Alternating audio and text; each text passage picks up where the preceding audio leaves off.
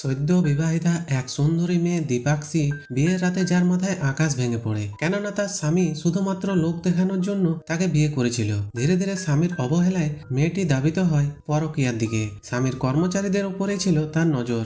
একবার এক কর্মচারীর সাথে ধরা খাওয়ার পর তার স্বামী গরম তেলে চুবিয়ে মারে ওই কর্মচারীকে, কিন্তু এরপরও মেয়েটি থেমে থাকে না। নতুন আরেক কর্মচারী রাজের দিকে নজর যায় তার। এবার যেন কেঁচো খুঁড়তে গিয়ে সাপ বেরিয়ে আসে। এর পরকীয়া সম্পর্কের পরিণতি যা হয় তা আপনাকে অবাক করে দেবে। এটি ছিল আজকের মুভি আজিব দাস্তানা এর একটি স্টোরি। বাকি তিনটি স্টোরিতেও আমরা দেখব মিনার নামের একটি মেয়ের স্টোরি, যে একটি বাচ্চার খুনের দায়ে ফেঁসে যায়। তারপর প্রিয়া নামের একটি মেয়ে, যে স্বামী এবং গার্লফ্রেন্ডকে নিয়ে দোটানায় পড়ে যায়। শেষে দেখব নাতাশার কাহিনী, যে নিজের সন্তানের জন্য স্বামীকে ধোকা দেয়। চলুন তাহলে সময় নষ্ট না করে শুরু করা যাক। আমাদের প্রথম গল্পের নাম মজনু। আর এই গল্পের শুরুতে আমরা একটা কাপেলকে দেখতে পাই, যাদের নতুন বিয়ে হয়েছে। বাসরতে বাবলু তার স্ত্রী লিপাক্ষীকে বলে, আপনার আর আমার বাবা অনেক খুশি এই বিয়ে নিয়ে, কারণ ব্যবসায় অনেক উপকৃত হয়েছে। তবে আমি খুশি না, কারণ আমি অন্য কাউকে ভালোবাসি, তাই আপনাকে আমি কখনোই ভালোবাসতে পারবো না।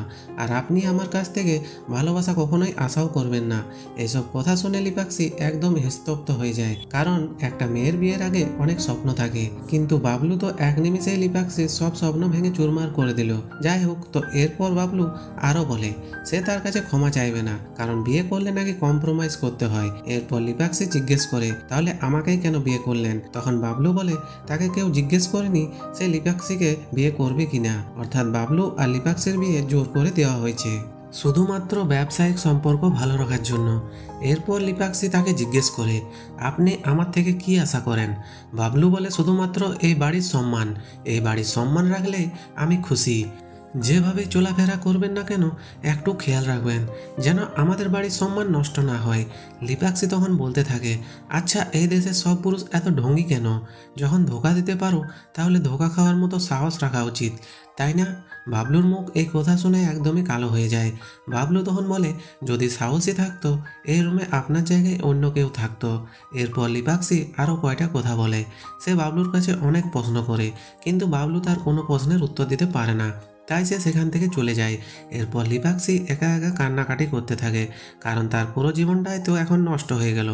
যাই হোক, দৃশ্য চলে যায় 3 বছর পর। সেখানে দেখা যায় একটা ছেলে যে বাবলুর জন্য কাজ করে, সে লিপাক্ষীকে অনেক পছন্দ করে। আজ লিপাক্ষীর জন্মদিন, তাই এই ছেলেটা তার জন্য একটা কেক আনে আর তাকে একটা নাইটি ড্রেসও উপহার দেয়। লিপাক্ষী যখন তাকে বলে, বাবলু জানতে পারলে তোমার খবর আছে, তখন ছেলেটা তাকে বলে, আজ বাবলু কাজের জন্য দূরে আছে, সে এখন আসবে না। তাই এই নাইট ড্রেসটা লিপাক্ষী যেন পরে তার সামনে আসে।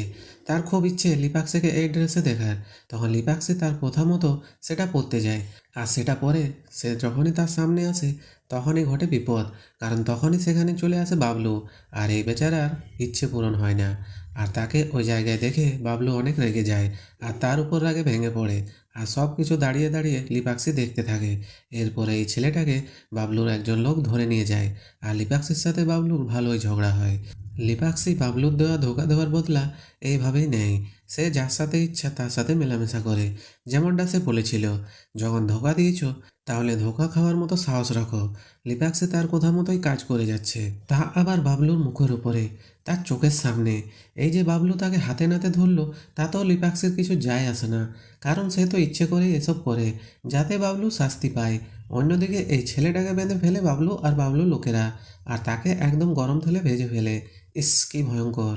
পরের দৃশ্যে আমরা দেখতে পাই বাবলুর একজন ড্রাইভার ছিল, তার নাম মিশ্রা। আজ মিশ্রা সবাইকে মিষ্টি খাওয়ায়। বাবলু জিজ্ঞেস করে কোন খুশিতে। মিশ্রা জানায় তার ছেলে রাজের লন্ডনে একটা জব হয়েছে এবং অনেক ভালো টাকার স্যালারিও আছে। এই খুশিতে সে আজকে মিষ্টি খাওয়াচ্ছে।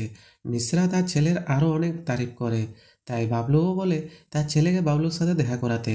তো এরপর রাজ আসে বাবলুর সাথে দেখা করতে। সে এসেই বাবলুকে কৃতজ্ঞতা জানায়, কারণ তার বাবাকে চাকরিতে রাখার জন্য। তার বাবা এখানে চাকরিতে ছিল বলেই রাজ বিদেশে জবটা পেয়েছে, না হলে তো সে পড়াশোনার টাকাই পেত না। যাই হোক, এরপর রাজ বাবলুকে একটা দামি ঘড়ি গিফট করে তার কৃতজ্ঞতা প্রকাশ করার জন্য। বাবলুও বেশ খুশি হয়। ওদিকে লিপাক্ষী প্রথম দেখাতেই রাজকে পছন্দ করে ফেলে। লিপাক্ষী তখন এসে বলে, আমাকে কিছু দিবে না? আমি লিপাক্ষী, বাবলুর বউ। রাজ বলে, হ্যালো ভাবি। সে খুবই সম্মানের সাথে তাকে ভাবি ডাকে আর মাথা নিচু করে থাকে, তার দিকে মাথা তুলে তাকায়ও না। কিন্তু লিপাক্ষী বলে, শোনো, আমাকে ভাবি রেখো না, আমি পুরো শহরের ভাবি না, ঠিক আছে? রাজ বলে, বাবলু এর বউ পুরো গ্রাম শহর দেশ আর প্রদেশেরও ভাবি। লিপাক্সি বলে, এই কথা তো আপনি আমার চোখে তাকিয়েও বলতে পারেন, তাই না? রাজ তখন বলে, আপনার দিকে তাকানোর একমাত্র অধিকার বাবলু ভাইয়ের।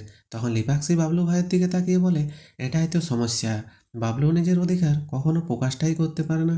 এই বলে লিপাক্সি চলে যায়। রাজও তখন চলে যেতে চাইলে বাবলু বলে, খেয়ে যাও, পরে যেও। তারপর তারা খেতে বসে। খেতে বসলে তারা দুজন কথা বলতে থাকে। তখন বাবলু রাজকে বলে, বাইরের দেশে কাজে না গিয়ে সে যেন তার সাথেই কাজ করে। সে তাকে বেশিই থেকে যেতে বলে, আর বলে সে যে এই জব পেয়েছে সেখানে যে টাকা দেওয়া হবে বাবলু রাজকে তার থেকেও বেশি টাকা দেবে। রাজ প্রথমে তা মানতে চায় না, কিন্তু পরে আর বাবলুকে মানাও করতে পারে না, তাই সে রাজি হয়ে যায়। তো এরপর রাজ যখন চলে যাচ্ছিল তখন আবার লিপাক্সি আসে। সে রাজকে এখানে ওখানে টাচ করে জিজ্ঞেস করে, কি জিমে যাও? কিন্তু এইসব কথাগুলো রাজ খুব সুন্দর করে ইগনোর করে আর কোনো মতে সেখান থেকে চলে যায়। তাদেরকে কথা বলতে বাবলুও দেখে নেয়, কিন্তু সে বুঝতে পারে রাজ খুব ভালো ছেলে, তার বউয়ের দিকে কোনো নজরই নেই তার। এরপর রাজ বাড়ি গেলে সে তার বাবাকে দেশেই থেকে যাওয়ার কথা বলে আর বলে সে বাবলুর সাথে কাজ করবে আর সে তাকে আরও বেশি টাকায় দিচ্ছে। কিন্তু এসব শুনে রাজের বাবা মিশ্রা রেগে যায়, কারণ রাজ বাবলুর জন্য কাজ করবে। মিশ্রা বলে, তোমাকে কে বলেছে বাবলুর কথা রাজি হতে? এত পড়াশোনা কি বাবলুর গোলামি করার জন্য করিয়েছে? সারা জীবন আমি গোলামি করে এসেছি, এখন কি তুমিও করবে? আমি তো এরকমটা চাইনি। তখন রাজ বলে, বাবা, বাবলুর হয়ে কাজ করার অনেক লাভ আছে। এরপর মিশ্রা তার ছেলেকে অনেক বোঝানোর চেষ্টা করে, কিন্তু রাজ বলে, আমার জবের থেকেও অনেক বেশি টাকা দেবে সে, তাহলে আমি কেন যাব অন্য জায়গায় জব করতে?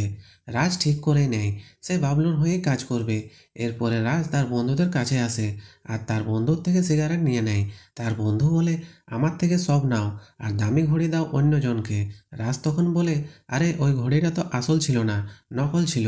তো এরপর রাজ তার বন্ধুদের জিজ্ঞেস করে, আচ্ছা ওই লিপাক্সের কী কাহিনী বলতো? তার বন্ধু বলে, ওই ভাবির। রাজ তখন বলে, ভাবি হবে তোর, আমার না। এখন কাহিনী বলে আগে। এই কথার মাধ্যমে আমরা বুঝতে পারি এই রাজ ছেলেটি যত ভদ্রতা দেখিয়েছে এতক্ষণ, তার সব কিছুই ছিল লোক দেখানো, তার মনে তো অন্য কিছু চলছে। তো এরপর তার বন্ধু তাকে লিপাক্সির ব্যাপারে বলে, সে লিপাক্সি আর বাবলুকে তাদের পরিবারের কারণে বিয়ে করতে হয়, তবে তার জন্য হয়তো তাদের সম্পর্কে সমস্যা আছে।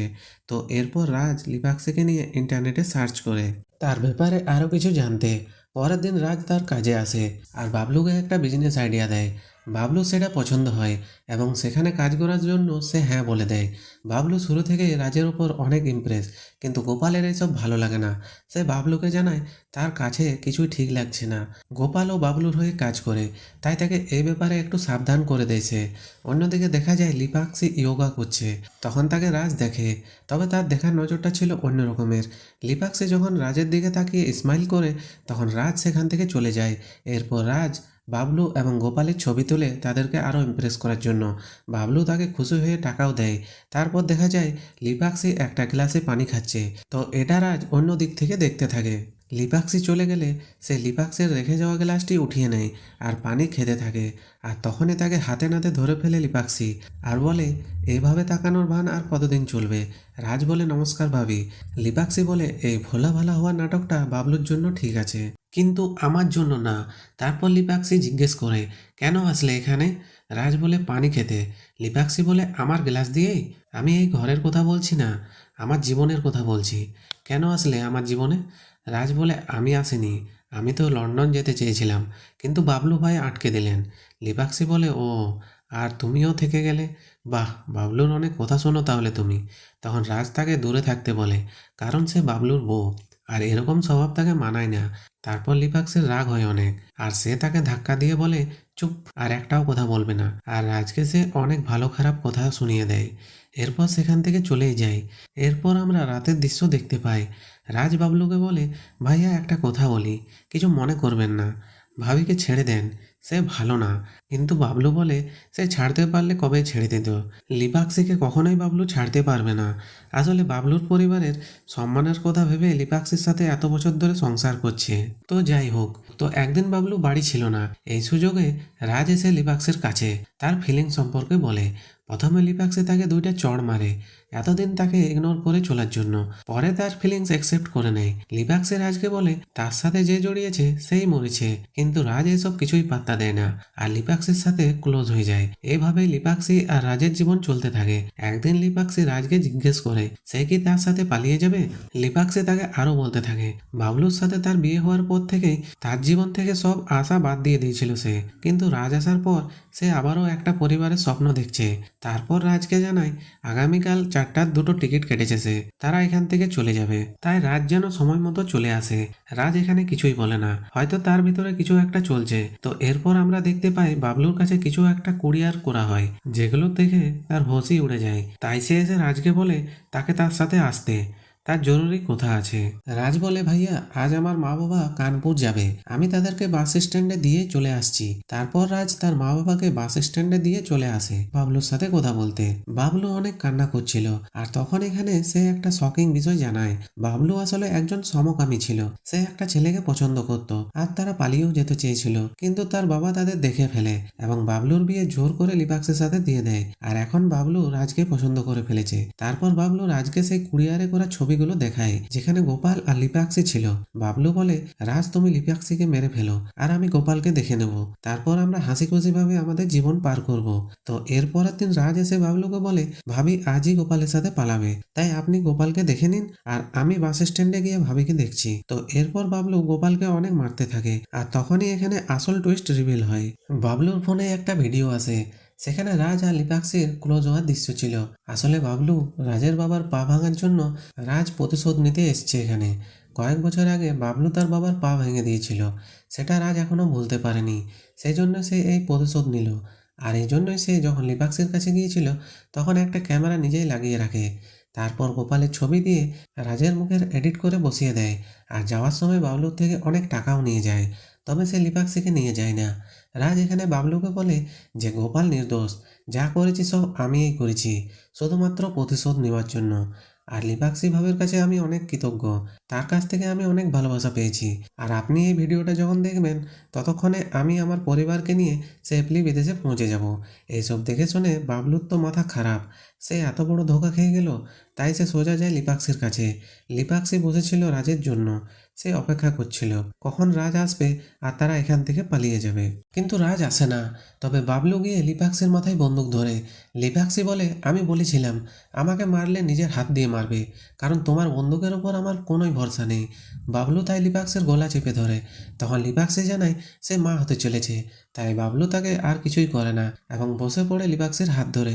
তখনই বাবলুর একটা কথা মনে পড়ে, রাজ বলেছিল তার একটা অভ্যাস আছে, সে কারোর কাছ থেকে কিছু নিলে তার বদলে কিছু দিয়ে যায়।